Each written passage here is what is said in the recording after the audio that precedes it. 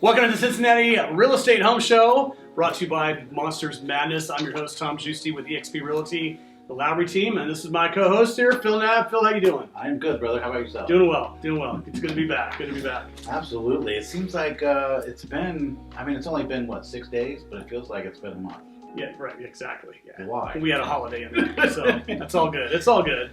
Hope you guys are doing good out there, and just want to remind you our YouTube channel is up now, and all these our episodes are on there, so go on and like that, press that like button, smash the subscribe button. We want to see you do that so that you are notified of any new episodes. So we're going to quickly go through this, and we got some good stuff for you today. I think good information that you're going to find really helpful, and I hope so anyway. I know it helped me as I was preparing it, so yeah. And still, Phil has no idea what I'm going to talk about today. No, so. I come in here as blank as you guys, just so we're all clear. So that makes it kind of interesting, right? It does. So give us a mortgage update. What's the mortgage market doing this week? God, Her rates have kind of dipped a little bit. Okay, so they have. You know, here's the crazy thing. People start talking about it. They always do different at that point. So, but the rates are coming down. We're coming into the midterms, that November, December, you know, that election time. Rates are going to start working their way back down. So I saw some stuff today. I think I even shared it to you. The National Real Estate Post. No, I didn't see that. Okay, Brian does a pretty cool show. He's pretty good, and he really breaks down a lot of information as well. Some of it's a little boring for the average person because they're like way too much info. Yeah, it gets way in depth. But he started to talk about how the rates come back down. And I started laughing. I was like, yeah, 30 years. Yeah, every 2 years they do the same thing. Yeah, welcome to the game. Yeah, watch the the trends, right? Yeah. So I would anticipate them coming back down. Are we going to see 3s and 4s? No, probably not. Yeah, but, there's no way to truly know that. They're slowing the economy growth, and they're trying to crash it by doing it. So, well, and we knew they were going to go up at some point anyway. Yeah. I mean, we've been telling people for years, we don't know when they're going to go up, but they're going to go up. They have nowhere else to go. So, the good news is, like we always say, if they go down, you can always refinance. Yeah. Right? Yeah, absolutely. Refis are still awesome. Debt consolidations, the amount of money you can save on that is amazing. So, I mean, give me a call. We'll go through all the different parameters to see what works, what's the best way to go. Rates isn't always the final say. Yeah, right? Yeah, because if you've got an $800 budget that you're paying off in bills or credit card debt, what is that 2.5% rate doing for you? Absolutely nothing. Yeah, absolutely. Right? Yeah, so yeah, again, prepare, right? We said that last show. Give Phil or myself a call. We'll be glad to put a plan together for you. Absolutely. As far as the real estate market goes, nothing's really changed as of last week. What I personally noticed, there are more properties that are coming on as far as listings. So if you are looking for a home and you don't have an agent, don't have a realtor that's looking for you, I mentioned this last time as well. Give me a call. I'm looking every morning, every day at the parameters that my clients are looking for as far as what they want in their dream home, and then we can get out there and see that home as soon as possible because they're still going in 1 to 2 days. Yeah. I mean, it's still pretty much a hot market when it comes to that. The ones that are not going that fast, why? Why is it? What's the reason behind that? That's a good question. What I found is that those that aren't going, we saw the price reductions. Yeah. That could be one reason we're not seeing those that just came on now, and the ones that are not getting bought right away. They may be priced too high. Gotcha. And that's a possibility. Rates also, people are kind of looking, kind of backing off a little bit and just kind of assessing where they're at. So that's another reason for it as well. Yeah. I think anyway. I certainly would agree with that. Being priced right always helps. Having the house that's ready to go and looks good, it's clean and everything. So and that's the key too. If your house doesn't look good, if you got grass that's 4 feet high, it's probably not going to go real quick. Yeah. So there is definitely a process to it. Absolutely. Yeah. No. So I think you're spot on. I mean, that's the cool thing. The information that you pull up is really relevant. So it's good. I'm glad to hear it. At least you enjoy it. Hey, I'm a geek when it comes to all this stuff. I love it because I have a lot of people call me and they ask a ton of questions. And then, I mean, do I have all the answers? No, but I have outlets to get the correct answers for them. So that's the cool piece to be. 30 years in an industry, you should know something, right? Right, and the key is to knowing what you don't know and being able to get the answer to the right spot. So that and everything changes so fast. Yes. I mean, come on, man. Leave the guidelines alone for a little while. Yeah. Exactly. So we've had the question a lot. What determines my interest rate? What goes into my interest rate? When I go to apply for a loan, why don't I have the same rate as my neighbor down the street who has an 800 credit score and Mine's 500. So I'm going to ask Phil to kind of explain a little bit about what really affects your interest rate and what goes into that when you're applying for a loan. Okay, so let's set the stage.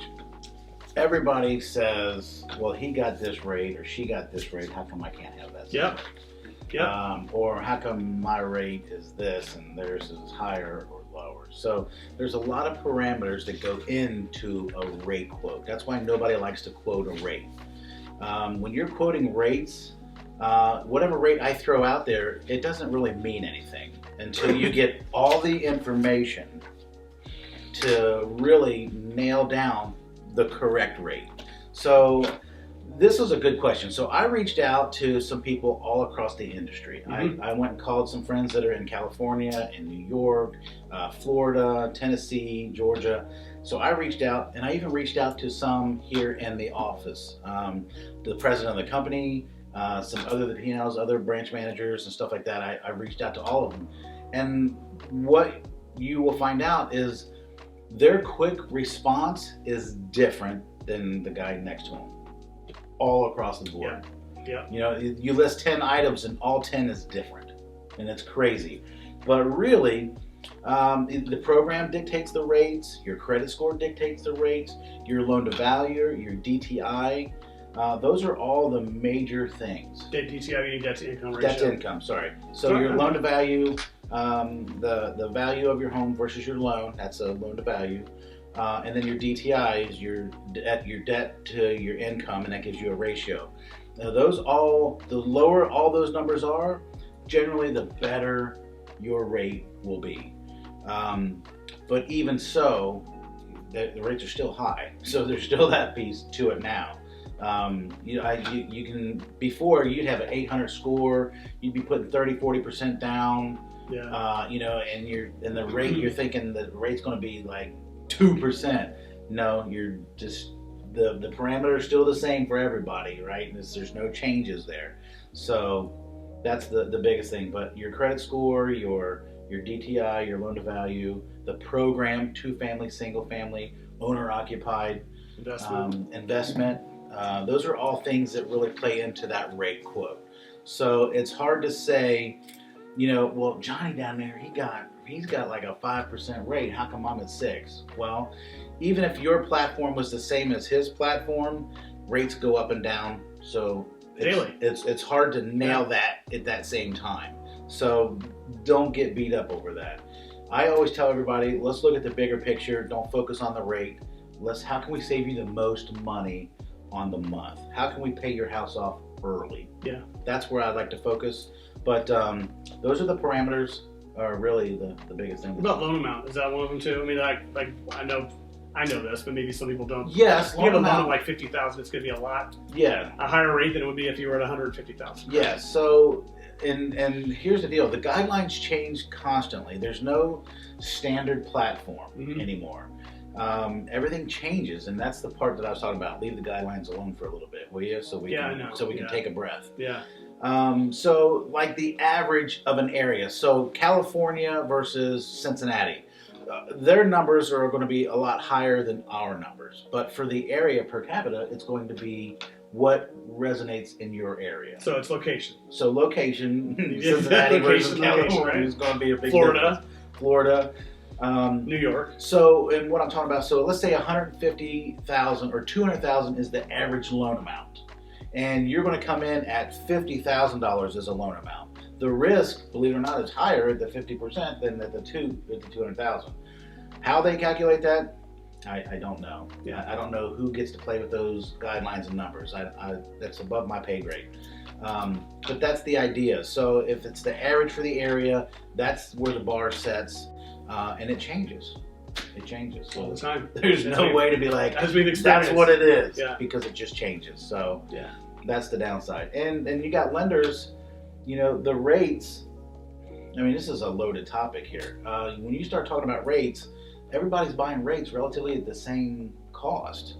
So it really comes down to margin and spread and stuff like that. Yeah. But really it dictates where you can squeeze a number is, the loan program, the credit score, the state, obviously the location. Those are all real factors. You keep those factors low, you're going to get a really good rate. get a high credit score, definitely going to get a really good rate. Awesome. So thanks, Phil. I know that was a loaded question. Makes a lot of sense. No, that's good. And hopefully that helps you out there know that, when you call a lender and you ask, well, what's your rate? There's more to it than just that. Yeah. So those rates you see advertised on TV or you hear advertised on the radio, they may not necessarily apply to you or your situation. Yeah. You just understand that. Yeah. We're trying to educate here. So yeah, it's a good information. You definitely want to know the parameters that you're playing with so you can put yourself in the best situation to get the best rate. Right? Yeah, absolutely. A lot of people that are credit conscious, the better your credit, the better the rate. It's a privilege to have that, right? The risk is much lower if you're someone who pays your bills versus someone who doesn't pay your bills, right? I mean, those are issues exist. So hard work does pay off. Yep. I mean, I hate to say it that way, but it's kind of that way. That's true. Paying your bills is hard to do sometimes. Yes, it is. That's true.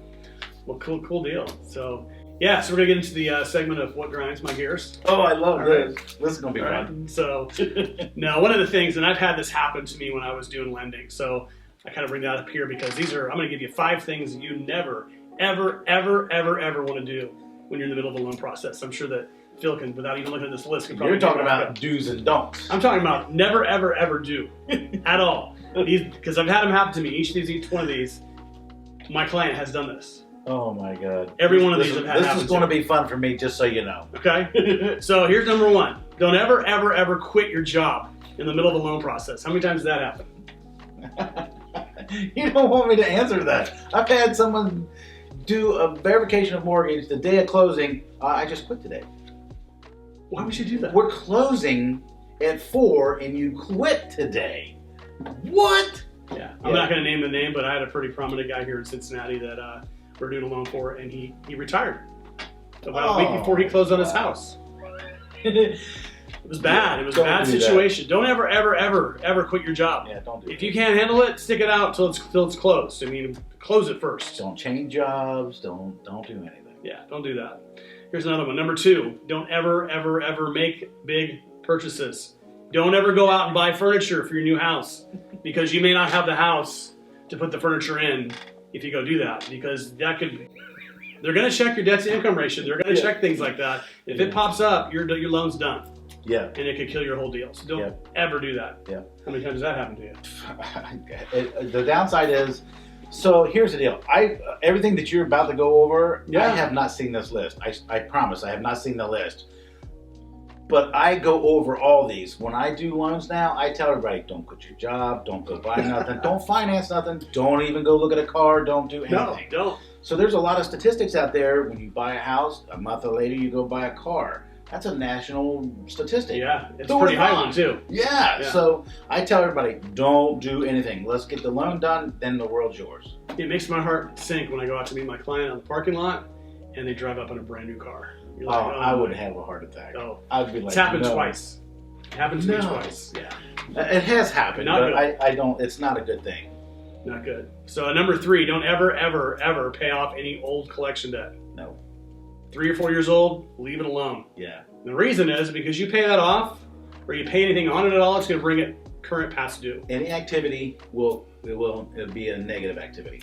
It'll bring that thing current past.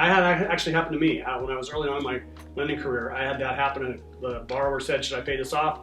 Yeah, go ahead and pay it off. Well, it dropped his score about 40 points, and he was not able to get his house. It was a hard lesson to learn. I really screwed up. Okay, so here's how they find it, because I know this question's popping up in your head. Well, how would they know if I'm in the process? How would they know that's a good I question. do this? So here's the answer. So you get your credit pulled, and there's generally a 90, 120-day window there, right? Mm-hmm. Yeah. Okay. So what happens is you have 90 days to 120 to close the loan, fund the loan, and park the loan at its servicer, okay?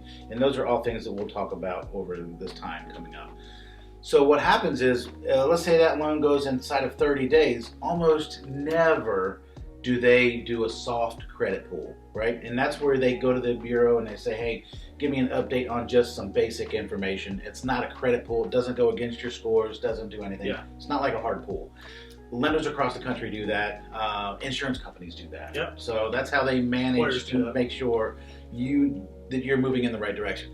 That's where they find this information. So you go in here, Hey, we're closing next week. Oh, that's awesome. I see a new debt for Mercedes, and you paid off of my old debt. That's how they find it. So verification of mortgage or verification of job, they call the day of, they pull credits. They want to make sure that nothing's changed because they don't want to lend somebody and put them in a failing situation. That's the idea behind the safeties. Yeah. So now you brings me to the next one. Never apply for new credit. no, Don't go out and apply for. Well, I won't get it for 2 weeks after closing. Don't go out and apply for a new credit card. Just control yourself. Just don't do it. Don't apply for a credit card or for a loan. Just don't do it. While you're in the mortgage process, once that loan closes, do anything you want, but you will kill your deal in some cases. Here's the deal. Here's why. So you go, you apply. You have a 663 credit score. And 660 is the cutoff for the program that you're looking for, right? You go off and you're moving, you got an approval, you got an underwriting, you've got the appraisals done, everything's coming back, and they look at the credit at the end. And when they pull your credit, since you have went out and did this, your score dropped to say 657, 658, 659. You're now out of the program. There's no way to get the exception. You're now out. You spent appraisal money, your inspections, and it cost you the house. Yeah. Don't do it. Yeah. And this one may not kill your deal, but just don't do it because it causes you a lot of headaches. And that is, don't move large amounts of money around in your bank accounts. Paper trail. They want a paper trail for everything. So if you do that, they're going to say, where did that money go? Oh, went into this account. Well, now guess what? You got to go get 30 days of bank statements for that account, or vice versa. It's going to be a real headache for you, and it could delay everything. So don't do that either. So, and if you want to know why, and these things here, that one bothers me, right? That one bothers me because people have money at their house, right? So I have $3,000 in my bank under my pillow or whatever people put their money. Right. And we're going to go buy a house, and then they take that $3,000 and they throw it in their bank. We now have to explain that. Okay. In the old days, it was just $3,000. Hey, who cares? We don't really care. It's $3,000. Well, since the towers fell and we did the Patriot Act, that game changed. Yep. Now we need to see where all the money comes from. We need to make sure that there's no money laundering or just any nefarious anything. Yeah, any fictitious BS, whatever it is. It just gives them the right to ask. That one bothers me, but I voted no, but they all laughed at me and said, "You're an idiot, shut up." So those are the 5, all right? So we go over these again. Don't ever quit your job, ever. Don't ever make big purchases. Like I said, otherwise you won't have a house to put your new furniture in. You'll have to get a storage shed. Don't ever pay off any old collection debt. Don't ever make don't ever move large amounts of money, and don't ever apply for new credit. Just don't do any of those. Yeah. And again, Phil does your loan for you. He'll go over all those with you again. Absolutely. But just to take note, it's just for information. So. We made light of it. It's kind of funny, but when you have to make the phone call to somebody and say, "Oh, you know what? You didn't." It's heart wrenching and it kills me. It's a personal blow to my heart. So yeah, it sucks. I hate it. It does. It's no fun. That's the downside of my job. Yeah. I have a client right now. I've got this credit score and this, and this is all I can do. And it's like, oh my God. Yeah. You're killing me. You're breaking my heart. Because we want to help people. We want to make sure you get in a house. We want to help you get into a home, and when the stuff like this could be avoided, it really stinks. Well, I take it personal. I take my job personal. I have for 30 years. My job is to make sure my clients and my friends and family and people that referrals, I want to take care of them. I want them to get what they want. So, you have anybody that want to buy or whatever, you reach out to me. I'd love to take care of them. Absolutely. Yep.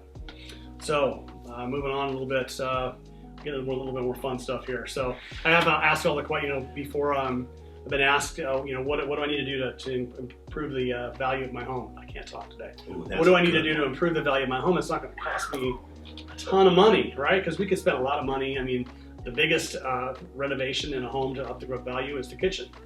The second one is the bathroom, and you can spend literally tens of thousands of dollars doing that. Yeah. So I've got a list here. I'm gonna give you just some ideas of a do-it-yourself type thing you can do. It won't cost you a lot of money. It's gonna cost some money, but it can up the value of your home. Maybe get it ready to show, especially if it's kind of outdated. That's probably the word I hear the most now from customers. Is, "Oh, I don't like that house because it's kind of outdated."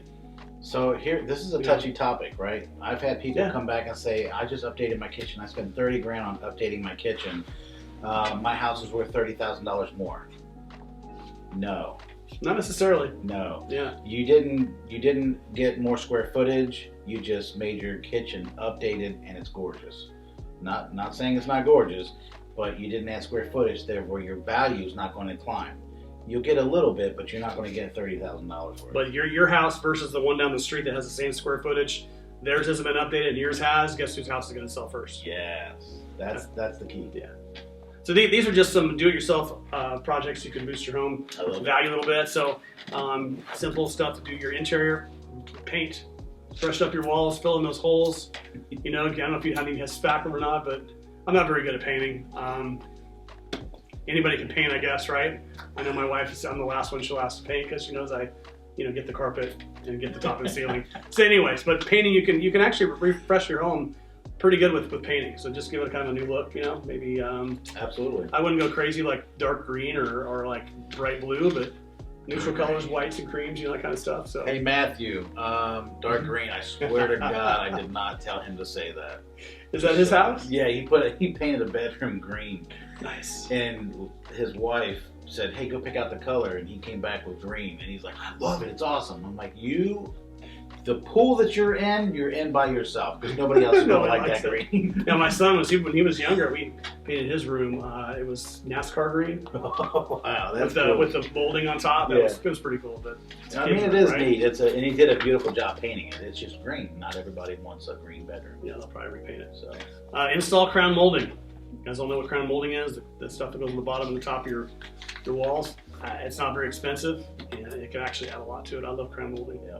Update your fixtures, your light sockets, your switches, your lights in the bathroom, that kind of stuff. That could really add a lot to your home. Yeah, as far as value goes. So good info, man. This is good stuff. Ceiling fans. Ceiling fans, yeah. Absolutely. I wouldn't install one myself. I'd probably electrocute myself, honestly. But but we have some. If you feel that way, we have some electricians we can we can refer you to. But ceiling fans is a great way to do that. Improve your window treatments. Get rid of the old green 70s curtains. Maybe put some inexpensive blinds in. One way to do it. You can refinish your hardwood floors. I don't know if you've ever refinished a hardwood floor before, but you can rent a sander, a floor sander at Home Depot. I think for $100 a day. They do a great job and get some get some finish and stuff like that, and they would look brand new. Yeah, so. All good stuff so far. Yeah. So far? Yeah. I'm waiting for you to say something I don't want to hear about. Okay, well, I'm sure it's coming. Dive into the bathroom, rip out the toilet. I'm sure it's coming. Clean your fireplace brick. Oh, dude, that is a good one. You ever seen them by the fireplace? It's all black? Yeah, good one. Clean your fireplace brick. Good call. With what? I don't know. The guy at Home Depot would probably know. They know everything over there, so. Yeah, those guys are good. Go see Jake not State Farm, at Home Depot. So clean your fireplace brick. Just make it look nice, make it look good. Your bathroom upgrades. Replace your toilet. Replace the toilet. We'll leave it there. Redo the bathroom floor. If it's, I don't know, put some, laminate on there or whatever. Yeah, there's ways to do it. Don't put carpet in your bathroom. Don't put carpet in your bathroom. How often have you seen that? It used to be all the time. That was a 70s, 80s thing. When I bought my house, one of the houses that I bought back in 90s, early 90s, it had carpet in the bathroom. Yeah. I'm like, who does that? Don't do that. Yeah, no. put laminate or hardwood flooring. Laminate or actually your tile. Update your fixtures in your bathroom. You could do a nice vanity for $150 and a mirror. And I know I speak from experience because we have a bathroom downstairs that we're going to have to redo. So not just stuff that's not going to be that much. I mean, like I said, you could spend thousands of dollars in the kitchen or a bathroom remodeling it. The stuff you don't really have to. Stuff to keep your kitchen current. Stain your kitchen cabinets or paint them. Yeah. Easy to come off, easy to put back on. I know it's a job, but they do a lot for you. Well, there's a kit at Home Depot. I think it's like $75, and you takes it off, and you can put it back on, change the colors. Super cool, super easy. Cool. Changes your whole kitchen. Nice, awesome. Upgrade your cabinet knobs and your drawer handles. That's a huge one. I mean, you'd be surprised how much that makes your kitchen look a lot nicer. The old, older handles on there that have rust on them, just replace them. I had a friend of mine do a lot of the stuff that you were talking about, and then they end up not selling the house. But they took advantage of what they did, right? The wife's like, "This is I'm really nice. This is awesome. I love these handles. I was like, okay. 7 ways to refresh your exterior. All right, install a brand new front door. Yeah. I can't tell you how many times I've seen a front door that changed and it makes the whole house look different from the outside. Yep. So yeah, you can change your door. Doors are pretty expensive. Yeah. A nice one, $500, $600, $700. Yep. Yep. There's places out there that sell them, and there's some good deals on them. Absolutely. Yeah. Cool. Awesome. Make sure it's a metal door, security door on your front door. So. Yeah. This one I didn't really understand this one, but whatever. Replace the front door mat. Okay. You know? Yeah. I honestly I have 3. I have one for Halloween, one for Christmas, one for the summer. So I change them all the time. Nice. Are they clean? I'm just kidding. No. Clean out your gutters. Huge. I mean, yeah, we have that gutter shutter. You know what we should do is bring people in on every one. I know. I was just thinking that. You're absolutely right. This is a great list to have our service providers come in. Yeah. I mean, I know a gutter guy. I know a guy that does doors. I know a painter. Yeah. Power wash your driveway and walkway. Yep. Absolutely. You know, just make sure you're not hooked up to. I'll tell you the story. I was my wife and I lived in this house in Coleraine, and we were hooked up to our neighbor's water line. I didn't really know it at the time, so I was power washing our pool deck, and I ran all this water out of its well. So make sure you got either street water or whatever it is. So, but that's a good one. Brutal. I'll bring in a truck that's got a water tank on it. But power washing can do a lot. Yeah, make a sidewalk look brand new. Yeah. Upgrade your landscaping. You know, dead trees, grass growing out of places that shouldn't be. Do some landscaping. You're gonna have to do some hard work, but if you don't want to do that, we know a guy that'll probably do it for you. Yeah. For some money. So I have a buddy of mine, Ron, who does pressure washing, and I have a boat video that we did, and it's amazing how the pressure washing and what he can do to change something. You need to have him come in. I will see if I can get him to come in. Yeah. He's a handful. He's fun to talk to. Or do a video outside. I'll see if I can find that video of the boat and do it. I was dirty and disgusting, and I was in a tank top, and I had a military rigging beanie on. It was crazy. That's awesome. That's awesome. So the bottom line is, with these ideas, you don't have to spend a lot of money to upgrade your home. So agreed. Absolutely. Honestly, these are probably things you should be doing while you own the home.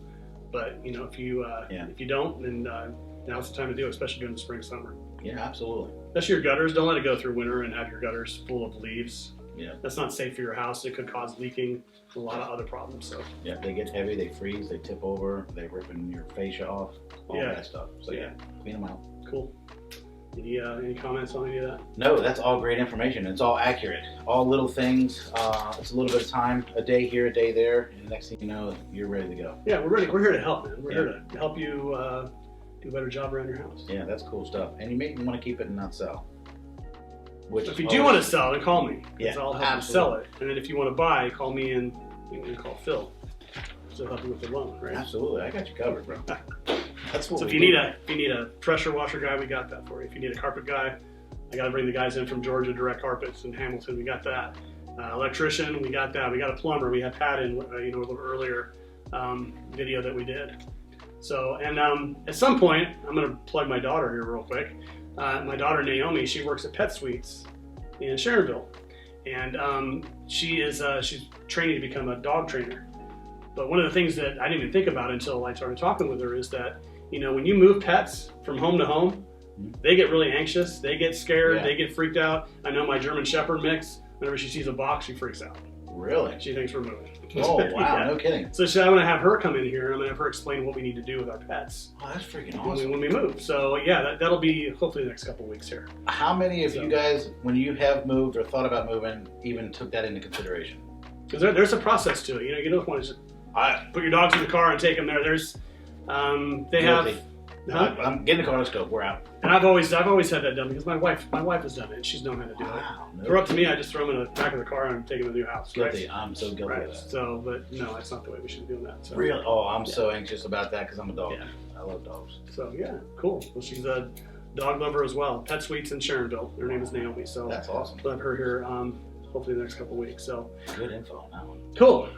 So hey man, you ready for some baseball talk? Ready for some baseball. All right. I so enjoyed that. That was cool. We'll do it again until the end of the Red season, which seemed like it was going to be about a week ago, right? Until they started winning. No. So about last episode, I said that we were going to go ahead and have a little fun with some baseball since it's baseball season. I was an umpire for 30 years. Haven't done it in a couple of years, but so we're going to come out to you every week with a different rule, and you make the call. So you have an opportunity to win a $50 Visa gift card at the end of the Red season, and this is how it's going to work. You're going to listen to the episode.